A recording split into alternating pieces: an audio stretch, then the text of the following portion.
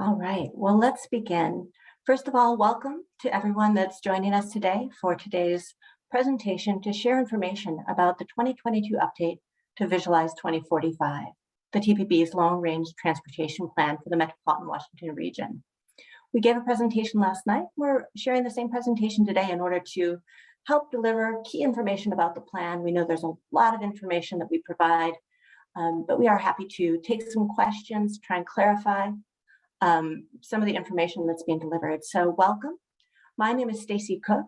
I lead the development of the Long Range Transportation Plan, but truly it is a collaborative effort, not only of more than probably 70 TPB and COG staff, but also guided by our board, technical staff throughout the region, and with the input of the public over the last couple of years as we've been updating it. So we appreciate your participation today, as well as participation of you and others over the last few years. I'll be joined today by other TPB staff that will deliver information regarding the plan, including Jane Posey, Eric Randall, and Sergio Ritaka. So let's get into a couple of introductory slides, and then I'll welcome our board chair for this year to share a few words with you. Today, what we'll be presenting includes an overview of the Transportation Planning Board, known as TPB, and the plan itself, including key contents and components, including the air quality conformity analysis and draft findings, the financial plan, and information about how we fund the transportation system, performance of the regional transportation system as forecast for 20 plus years from now, and we'll indicate to you where you can learn more about Visualize 2045 and various types of information we share with you, such as story maps. So just a few quick words about TPB. Many of you may regularly participate in our process, and we thank you for that. But for those of you that might be a little less familiar with this regional planning body, it's called the TPB, which is short for the National Capital Region Transportation Planning Board. That is the federally designated metropolitan planning organization for the Washington region. So we keep that short and say TPB. MPOs, there's more than 400 of them in the nation in order to do regional planning. And so our region, as you can see in the map to the right, is fairly extensive, covering more than 3,500 square miles. And it's home to about 5.7 million people and 3.4 million jobs, each of those to grow more than 1 million by 2045. The gold colors on the map indicate our equity emphasis areas, as our board has directed us to look at everything we do through an equity perspective. And we'll talk more about that in the plan. Our board, which comes together in order to work together as a region, is made up of state transportation agencies, 23 local jurisdictions, state and DC legislatures, WMATA, and others. So a metropolitan planning organization, what does it do? What it does is it brings local governments, transportation agencies, transit providers of all kinds to come together in our region to work together. Because as you can imagine, when you get up in the morning to go somewhere, it's a rare day where you might stay in your local jurisdiction, because people and businesses don't stay in one jurisdiction. Our transportation system needs to work together in order to help people move across the region and sometimes through it. The designated MPO carries out a 3C process: continuing, cooperative, and comprehensive, which really means we work together in an ongoing fashion. For example, our board meets every month, except in August, and cooperatively. So we work together towards shared goals and shared solutions, and in a comprehensive fashion to deliver a truly multimodal transportation system. It develops plans and programs and ultimately works with the state and transportation agencies regarding the 1963 Clean Air Act standards that have been updated numerous times since then. But our plan is inherently tied to air quality improvement as well as transportation performance, and we'll talk a bit about that. But first, I'd like to welcome Ms. Pamela Sobeski, Vice Mayor of the City of Manassas in Virginia. Every year, our board elects a chair, and this year, serving on behalf of the City of Manassas, that's Ms. Sobeski. She has a few words to share with you today, and I'd like to turn it over to you. Welcome, Chair. Thank you, Stacy. Thank you, Stacy. Hi, I'm Pam Sebesky. I'm the chair of the National Capital Region Transportation Planning Board, and I'm also serving as the vice mayor in the city of Manassas in Virginia. I am very pleased to welcome all of you to this public information session to learn about the update to the region's long-range transportation plan, Visualize 2045. As 2022 TPB chair, I am proud to be part of a team that is working to make our region a better place. I believe our new long-range transportation plan reflects a commitment to improve accessibility and mobility for everyone throughout the region.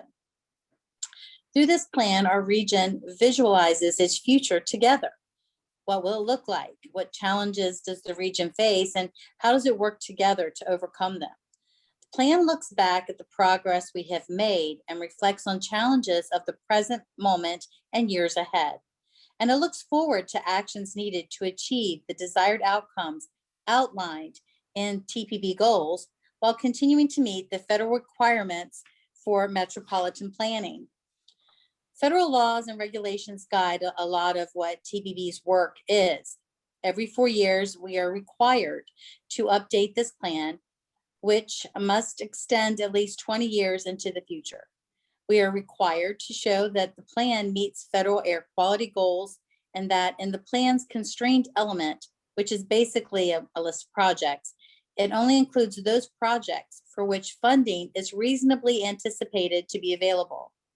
I am pleased to announce that this plan meets. In fact, it exceeds those federal requirements. But the plan is much more than a federal checklist. The plan lays out bold policies to address key issues, including concerns about safety, equity, and climate change. And it offers practical, positive steps to move the region forward. 23 years from now, when the year 2045 arrives, I'd like to think that our region's residents will benefit from the spirit of pragmatism and stewardship that is reflected in Visualize 2045. And I'd also like to think that people of 2045 will be enjoying the outcomes of the decisions that are reflected in this multifaceted plan. Through the variety of choices for travel, the increased access to economic opportunities, and the protection of our environmental resources. So let's get started. Let's learn about Visualize 2045. Stacy, I'm going to turn it back to you. And thank you for this. Chair Sebesky. We appreciate your words and thoughts to share with this group and look forward to getting going here. So let's dive into the top 3 things you should know about this update. We'll cover these all in more depth throughout the presentation. First and foremost, the plan does meet all federal requirements. Not only does it meet them, it exceeds them, and it advances a lot of the goals and priorities that are important to our region. Number 2, the plan has $223.3 billion projected for 2023 to 2045, which is a lot of funds. A lot of those, 81% are dedicated to operations and maintenance. But with the remaining, number 3, we do make progress on our goals, as well as face some challenges. And Sergio will talk to the performance forecasted for 2045. So I'd like to invite you, as you're participating today, to also join us next week, April 14th from 6 to 7 p.m. for a tipped forum. This is basically the first 4 years of the long-range plan, the projects that are really being implemented at this time, and it's a schedule for the distribution of federal, state, and local funds for projects. So we invite you to attend that, and you can learn more at the Visualize 2045 Get Involved page. So before we dive in much further, I like to reflect on why we have a regional plan. As you'll see, we have lots of federal requirements, but we also have regional priorities, and our board, working with public and others, has really set a whole range of goals that we want to achieve together. And we need to be able to examine how these projects that are advanced locally advance regional goals. How do we work together? Also, MPOs were not only created to ensure regional coordination and transportation planning, but to improve air quality. In 1963, cities in the United States, air was filled with smog, and we've made substantial improvements upon this, as Ms. Jane Posey will speak to later. But we still see challenges, and transportation emissions known as mobile source emissions, is one component of the emissions that impact our air quality. And so we want to do our part and must do our part in order to help improve air quality. Well, why do we have a regional plan? Sure, we want to work to all of the goals that are stated in our policy framework that you can find in Chapter 3 of the plan. But we also have to anticipate and prepare for various factors that will impact transportation in the future, whether it's our infrastructure, the services, or how we provide those various services and facilities over time. These are topics such as how to deliver on equity, the impacts of a global economy that is ever changing, potential impacts of climate change, new technologies, changing land use patterns such as increased urbanization as now more people live in cities than in rural areas for the first time, in many, many decades. And of course, there are other things that we must anticipate. What kind of funding we'll need in order to meet our goals, not to mention maintain the system. And there are new things that come our way, such as the global pandemic, which has no doubt impacted transportation use over the last couple of years. Ultimately, we must work together to develop solutions that are resilient in all possible futures. So the challenge that we face is that by 2045, metropolitan Washington will be home to another 1.3 million people and about 1 million more jobs. When you use the transportation system and notice that some of our roads are already very congested, that creates concern about the additional demand that will be put on the system. And how do we accommodate that? How do we make the system work, serve the people, and do so in a way that is equitable? When today we already have 18 million trips daily on our system, and we're anticipating 21 million, that rise of 3 million by 2045. Given that 223 billion that's available, 81% of that spent on maintenance and operations to ensure the huge investment we've made in our expansive transportation system was protected, that leaves 19% of improvement projects. And therefore, everything we do must make the most of every dollar. And so our region came together after a 26 transportation performance analysis, when our board saw that, and the public saw that delay and congestion were going to increase even with the funding, which is still true now.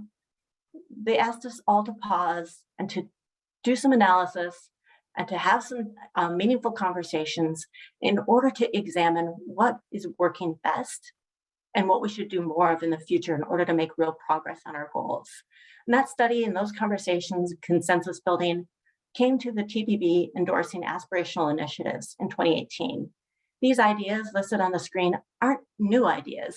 They're ideas that many of our members were already implementing, but they were determined with those strategies that are most effective in making a real difference on our transportation system. And if you look in the plan that we've just released for public comment, open through May 1st, you can see in chapter 6 and 7 descriptions of these, as well as examples of them that are in the plan. So when we've really been focused on how to not just select one of these initiatives, but how to implement them all, because it's when working together that these aspirational initiatives are expected to have the most impact.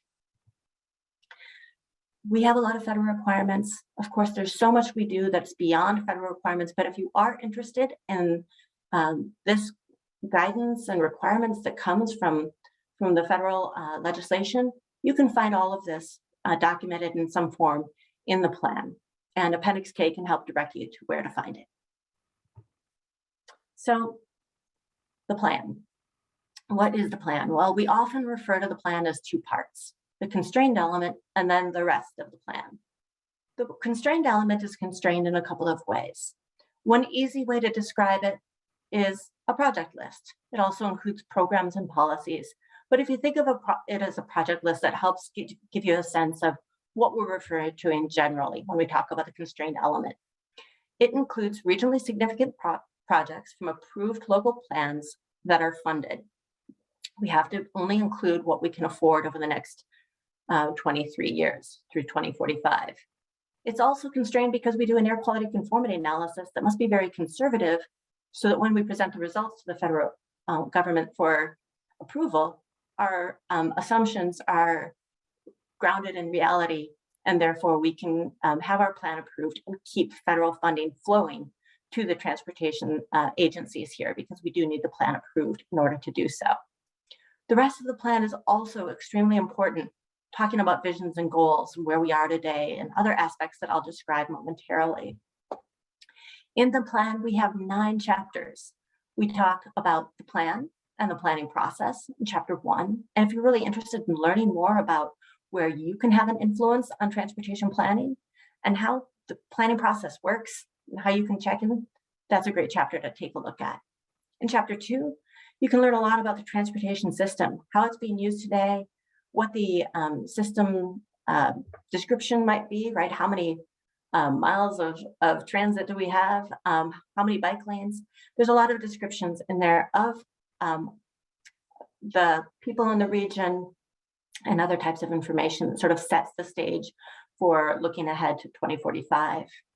In chapter 3, we talk about our policy framework, our goals that we've developed together over time. In chapter 4, we talk about those various factors that can affect our future, such as connected and automated vehicles. In chapter 5, we talk about how we engage the public.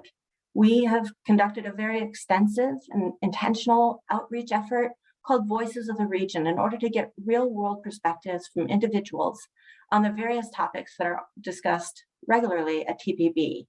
And if you look in the plan, the magenta boxes are your wayfinding tool to hear from real voices of real people that we have integrated throughout the plan itself.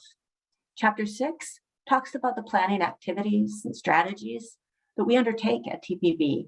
And I'll come back to chapter 6 in a moment.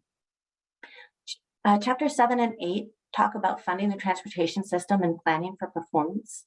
Both the planning that we demonstrate performance measures that we use in order to look at safety and road quality and issues like that we measure in real time, but also the forecast, which Sergio will share with you momentarily. And in chapter 9, we wrap it up and look ahead to implementation and how we get these very important things done in order to make a difference to the users of the transportation system. Going back to chapter 6 a little bit, many of you joining might have something that's of particular interest to you. Maybe you're focused on safety or transit. Maybe you're particularly interested in how TPB approaches equity. Well, every single aspect of that you see on the screen here has a discussion of equity considerations, but there's also a lot of subtopics. So it's a great way to be able to find something that might be particularly relevant to your interest. There are more than 1,000 pages in our appendices. There's a lot of extra detail. Many of this demonstrates how we meet federal requirements, but also it incorporates a number of our recent studies, such as our resiliency and climate study, into the plan itself. And so if there's something you'd like to know more on, it's a great place to check out. All of these are also on visualize2045.org. So if you're here, you're probably interested in transportation planning, on how our system works, how we develop our communities, how we plan for the future. And TPB and our state and regional partners undertake a lot of planning activities that happen beyond this plan and that inform this plan. On the left, you can see a list of just a few of the contributing planning activities and plans that relate to Visualize 2045 and are essentially part of it. And you can look on the right to get a sense of the various long-range plans that are created in the region. But ultimately, most localities and states and counties do have their own plans, but it's here at TPB where all of it comes together to provide a regional picture of the planning effort and to examine how we work together to ensure that we're thinking regionally and acting locally, which is TPB's common motto. But you might ask, what is TPB's role in influencing projects? If you're interested in really understanding how the projects that are in our plan are influenced by the goals that we speak to, this graphic, which I don't expect you to be able to see in detail here, but it's available to you in chapter 1. And it helps detail how transportation agencies, members of the board, and our public all have a role in influencing projects long before they end up in our plan. You can imagine by the time a project is funded, It's actually gone through a lot of project development.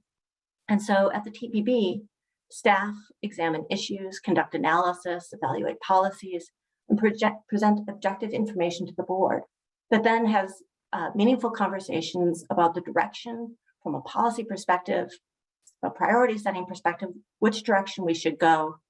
And that's where the influence happens, right? They pull together a consensus understanding of the direction we want to go, thinking regionally, and then ask members throughout the region, as they're identifying transportation needs and developing solutions, to consider and implement strategies that have been identified as priorities at the board in order to help achieve those regional goals.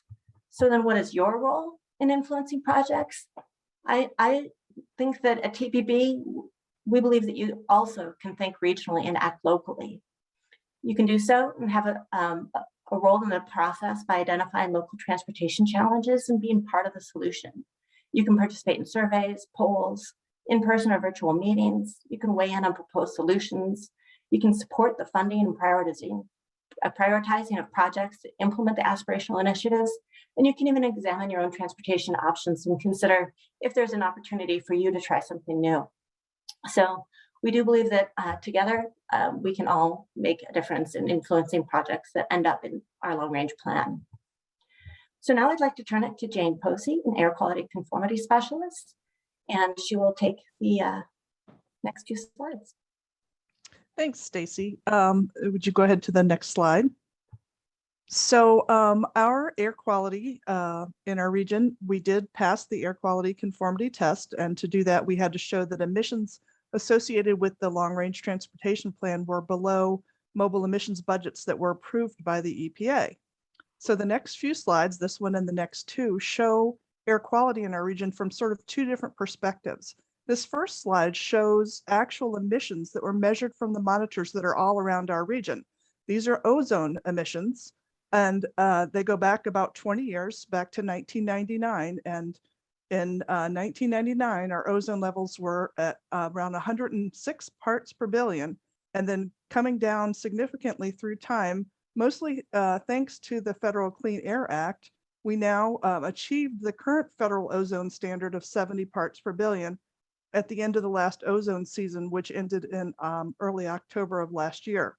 The horizontal lines across this graph show the two older ozone standards, federal ozone standards, and the red line shows the current ozone standard that, as I mentioned, we just achieved. If you could go to the next slide.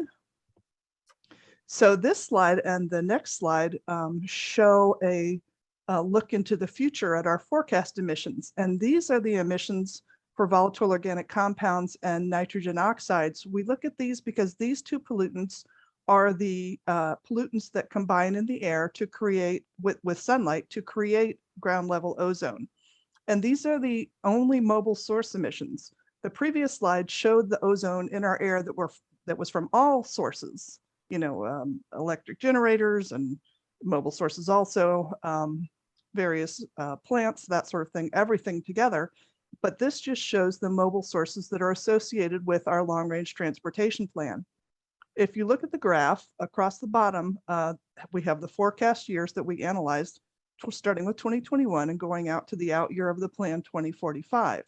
And the blue line shows the emissions levels through time, and the green lines at the sort of at the top of the graph show the motor vehicle emissions budgets that were approved by EPA back in 2018.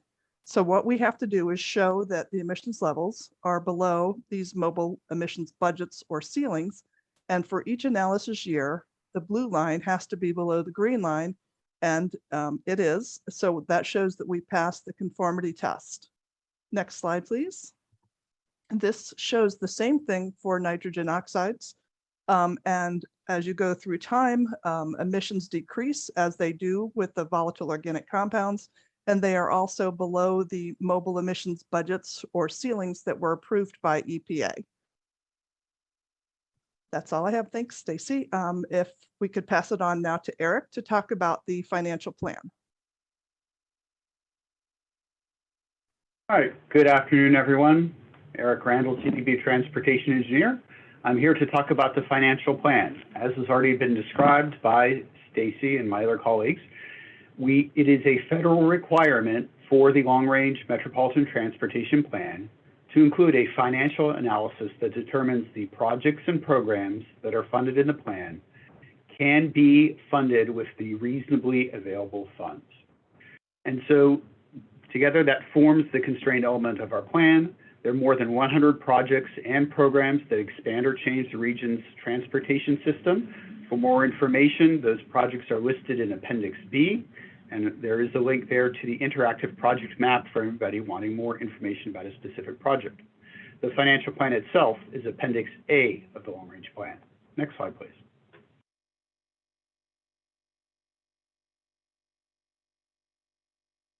How does the region pay for transportation? Funding for transportation is provided by federal, state, and local governments. And we're talking here about public funds. We're not talking about private funds. We'll get to that maybe at the end of the presentation. But public funds have traditionally been generated through a user pay system. The most common source is the gas tax, motor fuel vehicle taxes, other taxes on vehicles, registration fees, the fares you pay when you get on board a rail or bus system, tolls, other mechanisms, general taxes. For instance, in Northern Virginia, there's a hotel occupancy tax that goes towards funding transportation. How states, local governments, and other transportation agencies use these funds, of course, differs across each jurisdiction. Each has its own processes and decision-making ways that it does things. And of course, there are federal funds that are available through grants and specific funding programs, and often these grants have very specific restrictions on how they're used. So we have to put all these different funding silos together to pay for transportation projects. We've already talked about a 20-year plan, and this is the plan for year 2045, because realistically, it takes decades, in many cases, to fund and implement major projects. So it's all built into the federal requirements. Next slide, please. So does the region have enough funding for transportation? It's already been described how this region is going to go with 1.3 million more people, 1 million more jobs by 2045. That's another 3 million trips a day. Most of that demand is going to fall on the existing system. We do have projects and programs built into the plan to provide more capacity, but it's likely that congestion is going to increase on both the highway and the transit systems, even with everything we can do with technology and changes in demand. Obviously, with the pandemic, many of us have experimented with telework 100%. What the future holds for telework, it seems that more people will telework more often, and that will maybe take away some commute trips, but most trips are not commute. So we have to plan for those changes and see what we can do with the projects we do fund. Next slide, please. So what are the federal requirements? Again, plan goes out through 2045. We have to analyze the revenues that are reasonably expected to be available compared to the expenditures that are in the plan and program. And the revenues that are reasonably expected available must equal the planned expenditures in the project, or of course exceed. When we put the financial plan together, which was done over the past year, agencies make forecasts for their system level estimates of costs and also for revenues. This is how much they're going to get from federal sources, this is how much they're going to get from various taxes and so forth. And then we compare all those revenues, those funds that are available, to all the projects and programs in the plan, as well as other known costs for operating and maintaining the highway and transportation system. And we make sure that the two are reconciled and equivalent. So again, reasonably expected revenues, we can't hypothesize revenue sources that don't yet exist, haven't been legislated. Instead, we look at continuation of past and existing funding sources, and we compare those to the estimated costs that have been dealt for projects into the future. Next slide, please. So this is a snapshot of the regional revenues. For the 23-year analysis period, 2023 through 2045, we're looking at a total of $223.3 billion. Federal requirements require that these cost estimates be in a year of expenditure dollars, so that takes into account inflation. Essentially, in 2045, a current year dollar would be about $1.60, so it would go much further. $1 in 2045, it was only about 67 cents of current money. So we have to bake in that inflation. Obviously, inflation's in the news headlines these days. Whether those inflation estimates will change in the future, we don't know. But it does mean that when we look at a project in 2040, people can predict, by that time, cost of concrete, cost of steel will have increased so much. And similarly, we would expect that revenue sources would also have increased due to some factor, and we reconcile all that in putting this together. Looking at this pie chart, over half of all revenues come from state sources, and that includes the District of Columbia. For transportation planning processes, the district is considered a state. So Maryland, Virginia, the district, they collect most of transportation revenues, public funding. Then the other major portions of the pie are fares and tolls that users pay most directly. Federal funds make up only 14%. The recent Transportation Federal Act may increase that amount in the future, but federal funds are not that much of the transportation plan. And then local sources from local jurisdictions, a lot of those go to operating local transit systems. And then a very small slice from private developers and financiers who are funding some construction projects in the region. Next slide, please. So where does the funding go? Over 2/3 of our funding is predicted to go towards transit. Expanding the transit system, $13 billion. Then transit state of good repair, all that repair work on Metrorail to keep it operating safely, as well as replacing buses and rail vehicles when they get old. And then, of course, transit operations is the single biggest expenditure operating that system, all the drivers, technicians, maintenance folks, and even planners. I'll talk more about standalone bike and ped in a minute, but it's just a very small section of our plan for various reasons. And then 1/3 of our funding goes towards the highway system. $28 billion for highway expansion, highway state of good repair at $18.9 billion, and a lot of that's bridge replacement, intersection rebuilding as those age. And lastly, highway operations. Next slide, please. So the region's single biggest project is WMATA, or Metro, Metrorail, Metrobus, and even Metro Access, the paratransit system. Expenditures for Metro are over 45% of the total public revenues that are expenditures that we estimate for the plan, about $101 billion out of that 223. State of good repair, $33 billion, operations, $64 billion, and then just a very small slice of expansion that Metro has planned. Basically, as they rebuild garages or improve technological systems, it provides more capacity to the system. It just makes sense to do it at the same time as you're basically replacing things that need to be replaced. Next slide, please. All transit, again, transit makes up 2/3 of the plan. $13 billion for expansion. Most of that goes towards the Purple Line in Maryland, as well as bus rapid transit projects in Fairfax County, Montgomery County, and also the District of Columbia, the K Street Transitway. There was just an article about that today in the Washington Post. State of good repair, replacing all those rail and bus vehicles as they age, keeping garages in good shape so all those transit vehicles can go out in the street, and of course, paying the operators and other transit personnel. Next slide, please. So standalone bicycle and pedestrian projects, we're defining this very precisely as standalone because only projects that rise to the level of regional significance make it into the regional plan. So we're looking at projects that receive federal funds, that are standalone projects specifically identified as bicycle pedestrian projects. In fact, most bicycle and pedestrian projects are part of larger projects, typically highway projects. So for instance, in the picture you're seeing, they're building a trail next as they rehabilitate the street. Those project costs would not necessarily be broken out. They can't really be determined at this point for many projects. So there is a lot of funding for bicycle and pedestrian improvements that we just don't have the information, hasn't been determined yet, that will come out of the plan in the future. And similarly, many bicycle and pedestrian projects take place at a local level where the information simply doesn't rise to the level of being required to come into a regional plan, but much more funding does go into bicycle and pedestrian projects than what we show at the region. So I just wanted to clarify that. Next slide, please. So lastly, funding the roads. Again, about 1/3 of our public funds goes towards funding the road system. It's been known for a long time we can't necessarily bill our way out of congestion. Over the years, federal requirements have been added to encourage other solutions. The federal congestion management process has been around for decades now, considering travel demand reduction to encourage people not to have to drive alone, and also operational management strategies, everything from improving traffic signal optimization to things like ramp meters and everything else to improve the flow of the traffic system.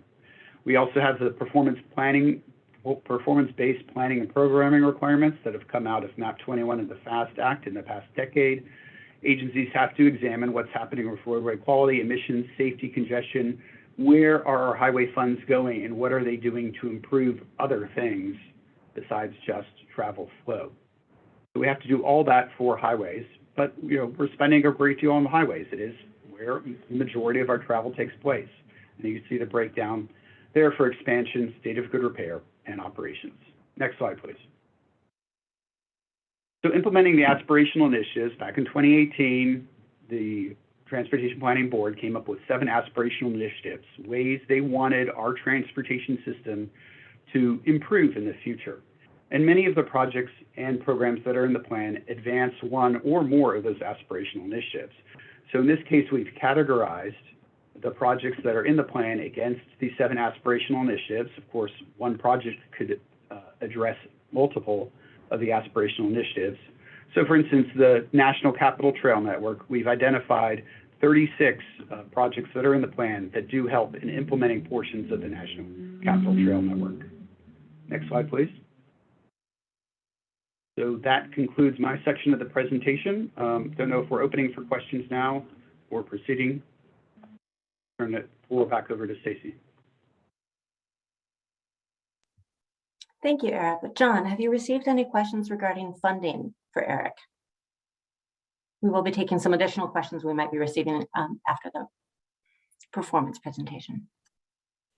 We just a general question, Eric, that it comes up occasionally is you talked about the billions of dollars that we're getting and that these are just public funds. But can you talk a little bit about how much residents in the region spend on transportation overall? Sure, of course, John.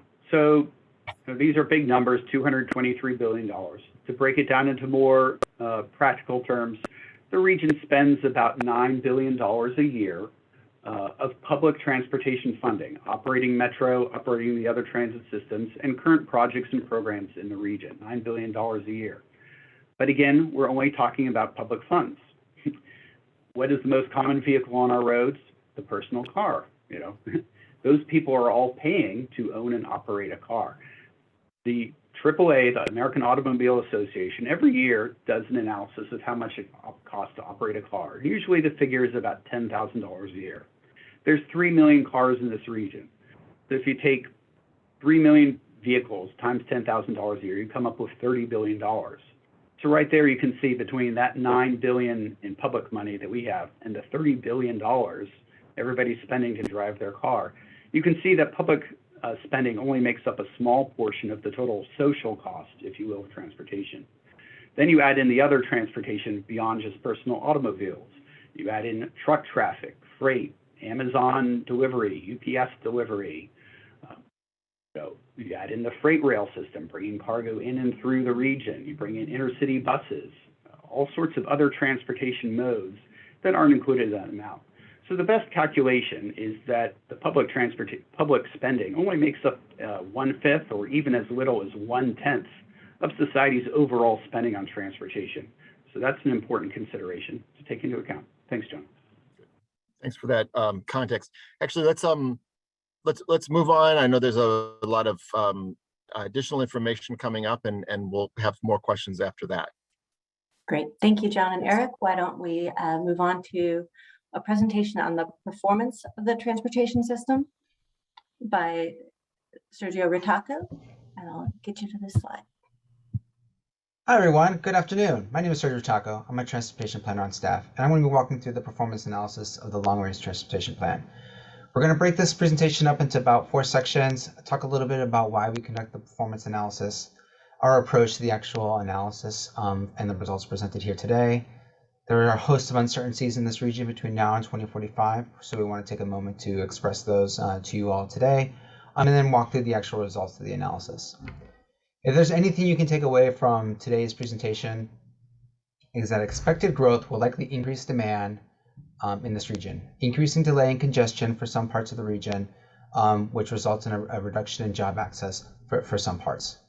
We have a host of financial obligations that Eric has spoken about to maintain and operate the existing system, which limits the region's ability for expansion and enhancements to that system. Again, a host of future uncertainties that will impact this region between now and 2045. However, we do expect access to continue to grow, providing an important alternative to getting around in this region. We have a host of goals, and the region is expected to make progress on those goals, despite this demand and growth and the limited funds for enhancement. We'll have more people, jobs, and visitors in this region traveling in different ways than they do today. Next slide, please. So we have a couple slides, a few slides that talk a little bit about our regional growth context and policy context that helps frame the results that we'll be talking through here in this section. Off the bat, the transportation system will need to continue handling existing demand and accommodate forecasted growth and demand as well. Our region is expected to continue growing by 2045, 23% more jobs and 19% more people in this region than today, with some of that growth occurring in activity centers. Those are places where we go to work, play, and increasingly to live as well. But what these figures also tell us is that 80% of what's on the ground now will likely be there in 2045, really framing much of the results and the way transportation characteristics play out for how people get around in this region. The region is going to be becoming more dense as well, particularly parts that have been targeted for concentrated growth. Next slide, please, Stacy. We have an aspirational initiative to bring jobs and housing closely together, and we are finding through analysis of census data for 2010 and 2020, as well as using forecast data for 2045, that the region will be becoming more dense through the years, particularly again in activity centers and high capacity transit station areas. Those are areas that are in proximity to high capacity transit, which essentially means most transit in this region that is more enhanced than, say, regular bus service. Next slide, please. To talk a little bit once again to stress the funding limitations in this region, the region expects 19% of expenditures to be set aside for systemic expansion and enhancement, supporting this growing and densifying region. What this gives us as far as in lane miles, we'll see a 5% increase in roadway lane miles and a 27% increase in high capacity transit lane miles in between now and 2045. Next slide, please. So once again, that's kind of the regional context. On the policy side, the reason the TVB conducts this performance analysis and present these performance measures, in addition to the federal requirement of ours, it's also a way for us to check progress on the goals and priorities presented in the TVB's policy framework, from its vision to other policy documents, including Region Forward, the Recent Transportation Priorities Plan, and our latest plan document. It is a snapshot in time analysis to inform those elements and coordinate the region's progress, the region's work in the future. We've heard about the aspirational initiatives and the long-range plan task force. Those came to be partly due to the results that were presented in the last analysis. Next slide, please. So the performance analysis, as far as a process and a method, is presented here on this slide. Essentially, we take population and employment forecasts for this region, as well as the constraint element transportation projects between now and 24, and reasonably expected to be in this region by 2045. They all run through the TVB's traditional four-step transportation demand model to produce a host of emissions and performance data that gives us results on accessibility and mobility and other measures that we then use to analyze and present top-level findings to you and our stakeholders. Next slide, please. A unique feature of this type of analysis is that we're able to run scenarios. And these scenarios allow us to isolate for the impact of the transportation projects, as well as the impact of the forecasted growth in population and jobs. We have a today's scenario, which includes today's households and jobs, as well as the transportation projects reasonably expected to be on the ground in 2023. I will use that term today and 2023 quite interchangeably for this section of the presentation. These two scenarios for 2045 include a no build and a planned build. What the no build does is it essentially says, if we add people and jobs but no new transportation projects, what would the results on these measures look like? And then as well, if we include, and then in the plan build, we add those transportation projects. So that allows us really to see what this region might be if we didn't build anything and what impact those projects might have on these measures. Next slide, please. The past 2 years have clearly showed that the future is uncertain in a lot of ways, and how transportation adjusts to those uncertainties can be an unknown. And we want to stress here that future changes in the region, like where will the jobs and people be, how will people travel, and what funding we have to invest, maintain, and operate the system, are all going to be impacted by some uncertainties that we just don't fully understand or know what those impacts might be. To include this new normal in a region that is getting comfortable to a post-pandemic lifestyle, climate change, global economy, increased urbanization, and new technologies that might play a role as electrification and vehicle automation comes more online than today. Next slide, please. Some top-level performance overview measures to present to you before getting a little more in-depth. On the first three are single driver trips, transit trips, and bicycle and walk trips. We are expecting to see increases on all of these modes between today and 2045, with the greatest percent increase being in bicycle and walk trips in this region. On a vehicle miles traveled basis, so how many vehicle miles traveled will be occurring in this region, we do expect a 50% increase. However, that is lower than the percent increase, lower than the percent increase in population in this region.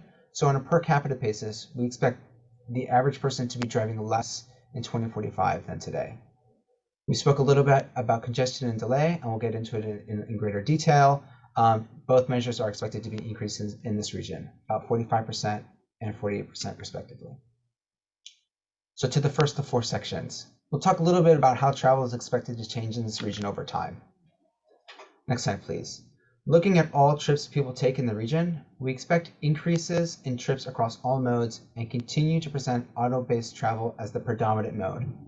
However, looking at changes between today and 2045 on the left hand on your screen, you'll find that HOV, or travel with two or more individuals in a vehicle, will be more common in 2045 than single occupancy vehicles that is more common today. Further, as the region responds to the aspirational initiatives that we have for improving walk and bike access to transit, walk and bike and transit trips grow at faster rates than auto-based trips between today and 2045, with that final mode share distribution presented on the right-hand side of your screen. Next slide, please.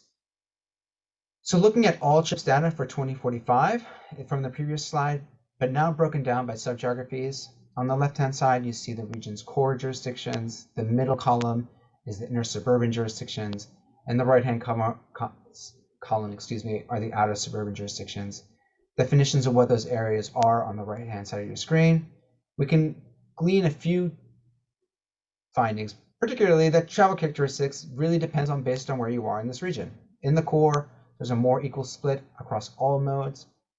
In the inner suburban jurisdictions, there is more auto travel. It is also the part of the region where most of the trips are occurring. However, we still have a good percentage of travel on transit and walk and bike modes. Finally, on the right-hand side for outer suburban jurisdictions, where transit is less available and less likely to be a viable option, we're more likely to have auto-based travel, either in single occupancy vehicle or high occupancy vehicle modes. Next slide, please. We have a host of aspirational initiatives that include expanding bus rapid transit and transitways, moving more people on metro rail, expanding the express highway network, improving bike and walk access to transit, and completing the National Capital Trail. All these initiatives look for more travel options in this region than the traditional highway auto-based mode. So we try to present and identify a measure that looks to consider how projects in this plan are responding to these initiatives. Really, in short, between now and 2045, a greater percent of travel in the region will be taken on a reliable highway, transit, walk and bike, facilities and modes that are less impacted by congestion and delay than today. And a listing of what those reliable modes are on the right-hand side of your slide currently. Next slide, please. So we noted on sort of the first in-depth slide that between today and 2045, predominantly we'll be having travel in this region by single occupancy vehicle and high occupancy vehicle travel. However, how those auto-based trips are occurring in this region are expected to evolve between today and 2045. On the left-hand side of the screen, while population is expected to increase by nearly 19%, on average, driving per person in this region, including residents, freight, and all other types of travel, is forecast to increase by 50%, resulting in a nearly 3% decline in vehicle miles traveled per capita. If we conduct that same analysis, but isolate for just the residents of the region, which is the chart on the right-hand side of the screen, vehicle miles traveled per capita declines by an even greater amount. Next slide, please. So a couple slides that looks at how the plan supports traveling to work. Similar to our all trips slide, this is a slide that focused just on commute trips in the region, which ultimately is a smaller portion of trips in this region. Regionally, by 2045, most commute trips will be driving alone, while a quarter of commute trips in this region will be by transit. Data also suggests that advancements to the aspiration initiative that speak to transit and walk and bike travel. These modes are increasing at 2 to 3 times greater than single occupancy vehicle travel. That final mode share split presented on the right-hand side of your screen for 2045 build scenario. Next slide, please. Once again, presenting this information for 2045, but broken down by sub-geographies, we can glean a couple top-level findings. In the region's core, majority of work trips will be on transit and nearly a quarter in inner suburban jurisdictions. Now, as we get further out further out from the region's core, there's some obvious findings, but when transit is less available, the travel demand model expects less folks to use it for work travel, increasing the share of single occupancy vehicle. Next slide, please. Shifting to speak a little bit about how transit projects forecast to impact the region between now and 2045. Next slide. Looking at proximity to high capacity transit stations, by 2045, about a quarter of people and half of all jobs will be in close proximity to high capacity transit. Two main elements to speak to here, in addition to the definitions of what proximity and high capacity transit are on the right-hand side of the screen, is that the cooperative forecast data that this analysis is built upon expects to include more people and jobs closer to existing high capacity transit stations in service. In addition, there's new projects being added online from the plan, and that is also contributing to the increase in proximity to high capacity transit for population and jobs in this region. Next slide, please. We present that information again, but again broken down into the sub-geographies, and not to go into every single measure and finding here on these slides, as there's quite a bit and we have limited time.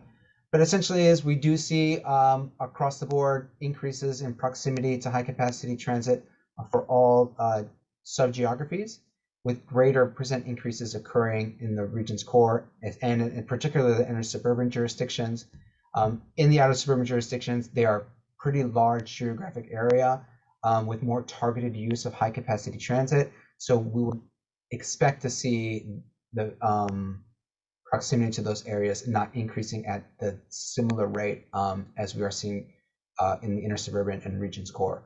Again, because we expect to be adding new people and jobs in close proximity to existing systems, as well as new systems coming online. Next slide, please. We present the average number of jobs accessible within a 45-minute transit commute during the AM peak, and we find that this will increase nearly 34% in this region using a transit mode. On the left-hand side of the screen, the blue shaded area of that chart.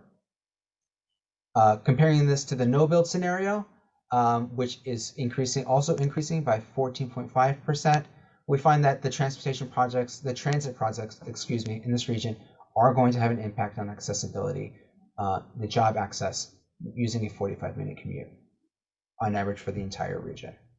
Looking at smaller geographic areas in this region, categorized in 5 groups ranging from significant loss to significant gains, we generally find that the region will be seeing increases to job access by transit in areas that currently have transit service, as well as new transit service coming online for parts of this region. Next slide, please. We took a moment to talk a little bit about 2 environmental performance measures for stakeholder consideration. And unlike the 2 specific pollutants regulated by federal law in this region, greenhouse gases such as carbon dioxide are not regulated by the federal government and therefore not included in that air quality conformity analysis that Jane presented earlier. However, due to the role of the transportation sector as a contributor to greenhouse gas emissions, the TVB has been tracking these emissions and has recently endorsed regional goals for reducing greenhouse gases in this region. Since 2005, absolute greenhouse gas emissions in the on-road transportation sector have decreased by 7%. By 2045, annual greenhouse gas emissions, the green line presented on the screen currently, are forecast to be nearly 80% below 2005 emission levels, or 11% below 2023 emission levels, with a slight uptick between 2040 and 2045. Presenting that information on a per capita basis, they are still expected to decrease by 2045 between 2023 and 2045. That's 24% between that time period. These changes are largely attributed to increased fuel efficiency standards in the vehicle fleet. However, that uptick we see between 2040 and 2045 is us expecting that vehicle saturation to occur in that time period, not to keep up in pace with the projected vehicle miles travel increase. And as a result, we see a slight increase in greenhouse gas emissions within that time period. Next slide, please. So we present a measure that is actually an off-model analysis. I want to make sure that that's clear, to examine localized impact of congestion in this region. Like other large metropolitan regions, proximity to congested roadways and high levels of vehicle volume are not felt equally in this region. Communities closer to the region's core, interstates or major highways experience greater exposure than our outer suburban and rural parts of the region. In activity centers, proximity and level of traffic is 1.5 times greater than in non-activity centers. And from an equity perspective, our equity emphasis areas in the region experience 57% greater traffic volume than non-equity emphasis areas. Next slide, please. Okay, in our last section, we'll talk a little bit about how the highway network will serve the region. Next slide, please.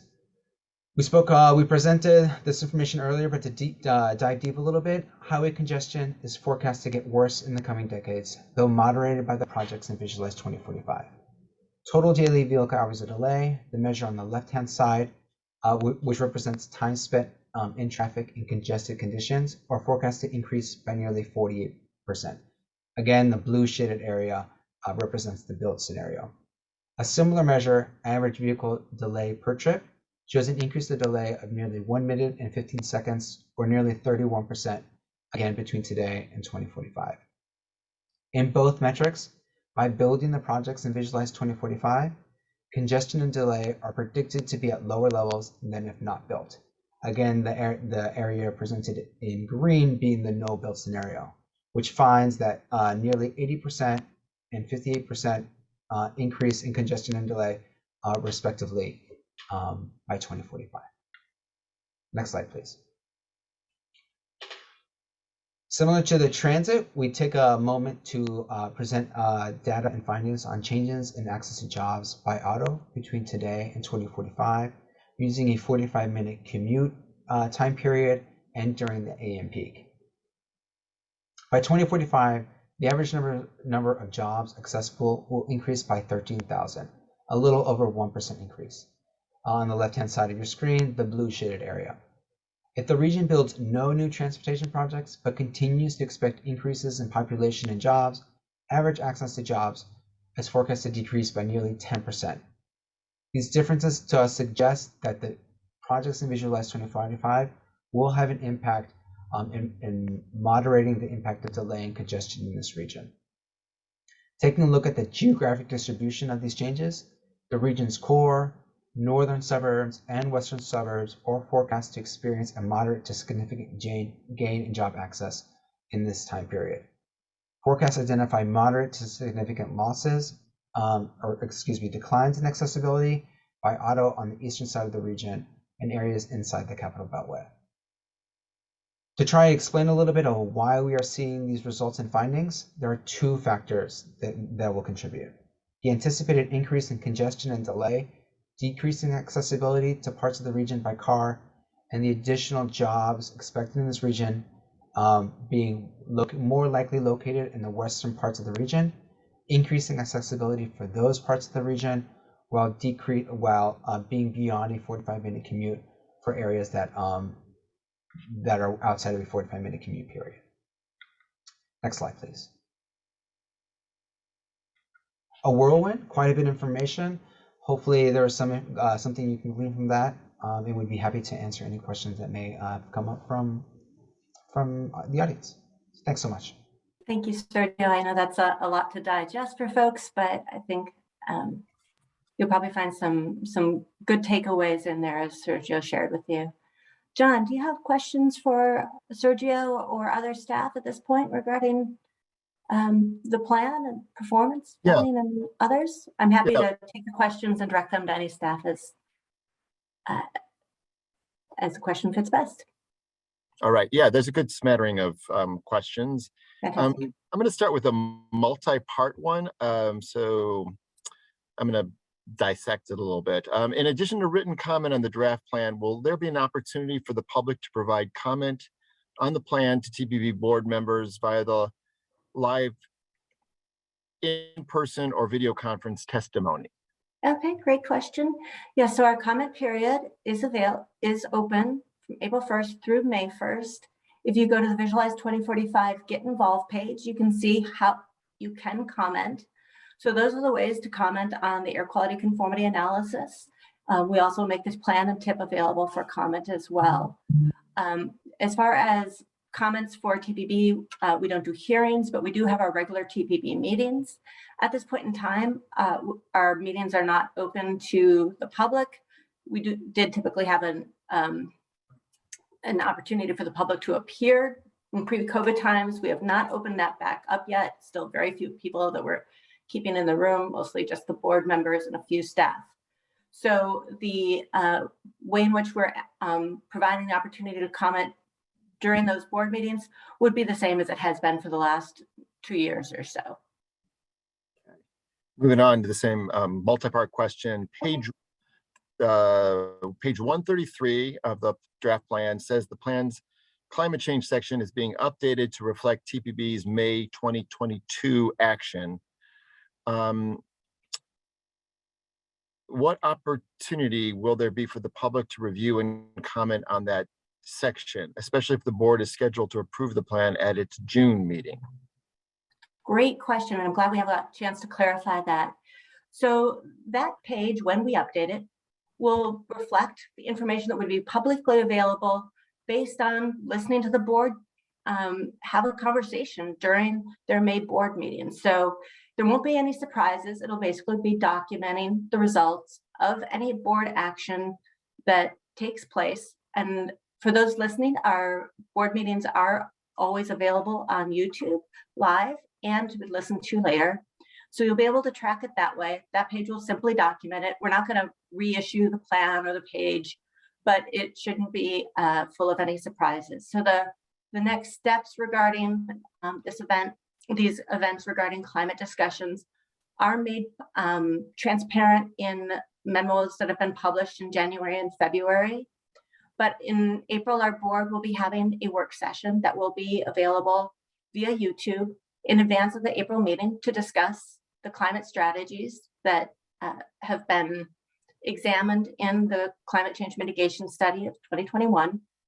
They'll have the opportunity to reflect on a survey, which was put out to all of our board members. They were responding, and our staff is combining that information now into a summary.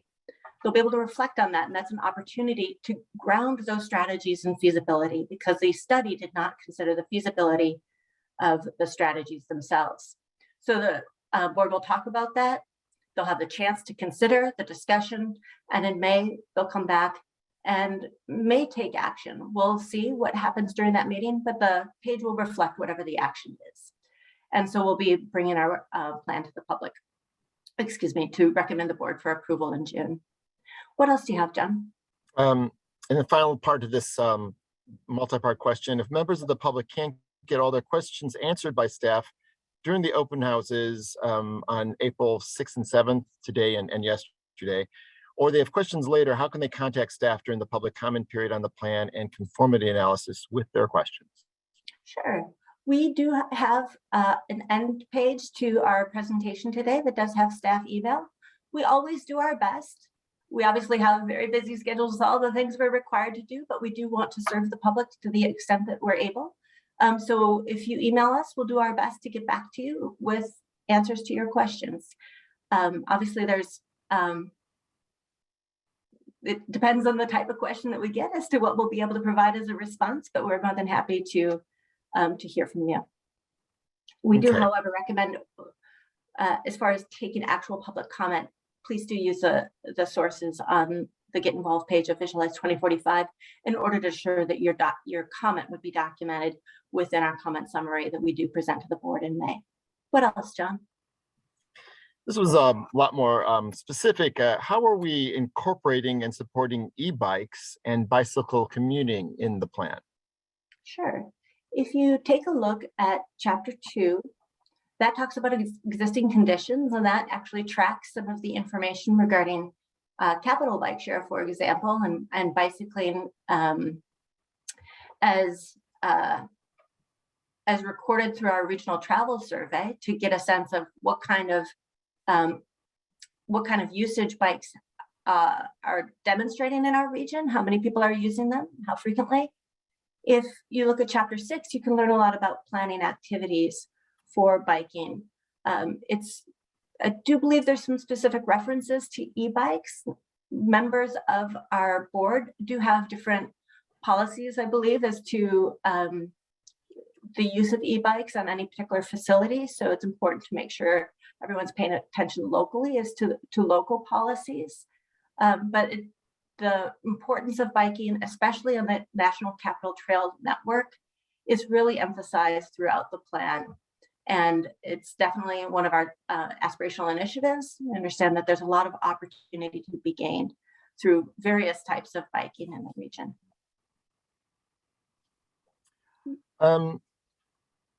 So I actually have a question here for Eric.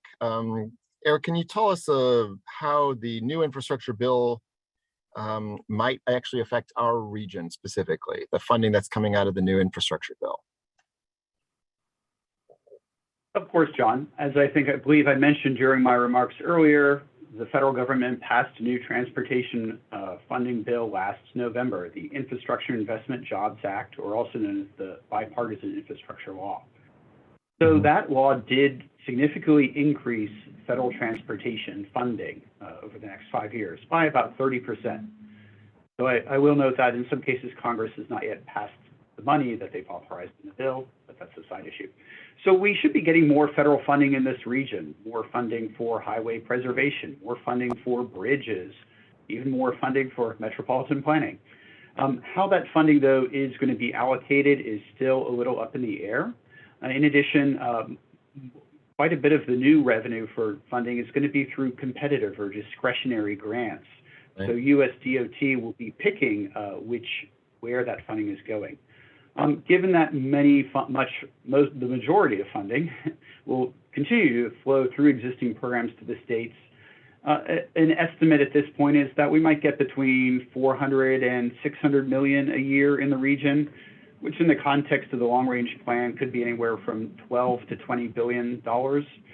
So it's it will represent a bump up. It is a significant increase in federal aid, but as already noted, federal funding only makes up 13% of our current region's current public transportation funding. So any new funding is welcome. What we'll do with it remains to be seen. Thanks. Good.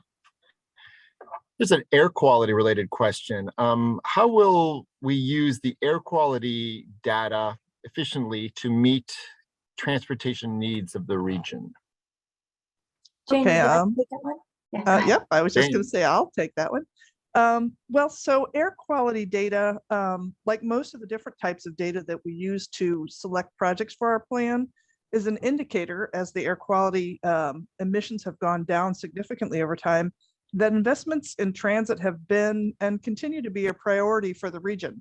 Like we heard when Eric was going over the financial plan, 67% of regional expenditures in the plan are for transit. Also, we have to continue to consider air quality for our plan, because if we don't meet the federal requirements for air quality, we would risk losing federal funding for both highway and transit projects in our region. Thank you, Jane. John, do you have one last question before we move to wrap up? We have a little bit of extra information to share. Yeah, we have a, this one came in fairly late, and it's again a multi-part question. I might just ask part of it though. How has performance of this plan changed from the 2018 plan? Sort of the forecasts that we made in 2018, how are they, broadly speaking, I think different from the this new plan? Yeah, that's such a great question. And for any questions that are outstanding, we should be able to see who they came from. So we'll do our best to follow up on those. But this question I think is really important because it's something we like to ask ourselves, right? How is this different than the past? What's changed? What hasn't? And there are a lot of things that have changed from this plan that are more from a policy perspective. For example, we have a whole new transit section. We do a whole new transit appendix. We provide more information from our regional travel survey. We integrate Voice of the Region. What didn't change a lot, which has a lot to do with available funding and the fact that this Visualize 2045 has the same horizon, right? Still looks out just to 2045. Transportation projects take a long time to develop. We didn't see a lot of new projects in the plan. So you might compare that there were basically 2 new projects in this plan as far as significant major new projects compared to maybe 15 or 17 in the last plan. So in that way, they're very comparable, and therefore you can anticipate that the results would be very comparable, which they are, very similar. But what we do try to avoid doing is put them right side by side and say, how exactly are these similar or different? Because the reality is our model changes over time. A lot of the smaller behind the scene inputs do change over time. And therefore we'd be comparing apples and oranges. So it's not a one-to-one comparison. But we do have posted on Visualize 2045 the previous presentation from 2018. So you can look and take a look for yourself to get a sense of the similarity or difference. But overall, we are seeing progress, we are seeing change, but it's unrealistic to have significant expectations of a big difference between the 2 plans, considering how most of the projects that are in this plan were in the previous plan. Thanks, John. I think we're out of time. No. But can I actually slip in another really quick one, I think? The plan is over 200 pages. Is there a summary for the public? So there will be an executive summary posted after the plan is approved as we anticipate in June. Great. We'll be wrapping it. Okay. Thanks, John. Thank I'm you. just going to advance the slide just a little bit to make sure everyone knows that we have a lot of great materials to share. Our Voices of the Region outreach has a new story map that you can find on Visualize 2045 and the Voice of the Region page. We have an interactive map. We have lots of information available under our resources page on Visualize 2045 with updated infographics and animated videos. Lots of ways to help share and learn about the plan. And And as far as next steps, those are just a few of the next steps. As I mentioned, we'll be summarizing the comments that are provided to the TPB via the standard comment ways that we've made available, summarizing them and bringing them to our board in May so that they may consider those in anticipation of the June approval. I'd like to thank everyone for their participation today, for being here with us and learning about the plan. We encourage you to comment and continue to participate in our process by signing up for TPB News if you haven't already. But thanks so much for being here today and visualizing 2045 with us. Take care.